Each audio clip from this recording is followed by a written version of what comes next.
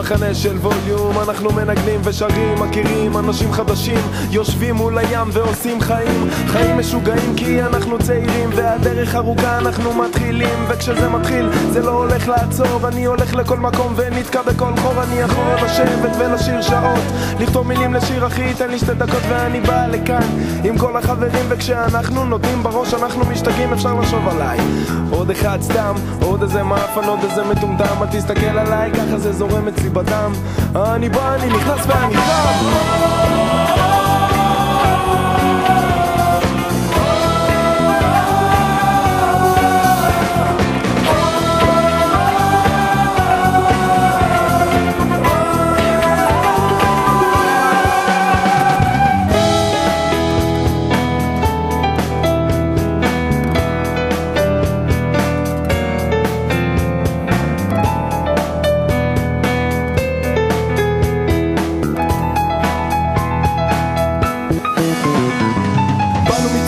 נעים להכיר, יש כאן 100 קונטיבות וכמעט מכל עיר, יומיים על החוף, מנגנים פה בלי סוף, תן לי קצב על טוב ואני אקפוץ כמו קוף, זו רק ההתחלה ולא רואים את הסוף, אז עכשיו הזמן לשמוח וגבוה לעוף, זה מכתב שייכנס לראש, יזיז לכם את הגוף, אז תשימו על זה אוזן ותקשיבו לזה טוב טוב. 2011 זאת השנה, מרכז ווליום מחנה, עושים מזה שכונה, לוקחים את זה בסבבה, לוקחים בפנן, אני אף על זה גבוה עד מעל הענן, אני בא לכאן ואני די שענן, אז תגבירו את הווליום ותהיו בעניין, כן?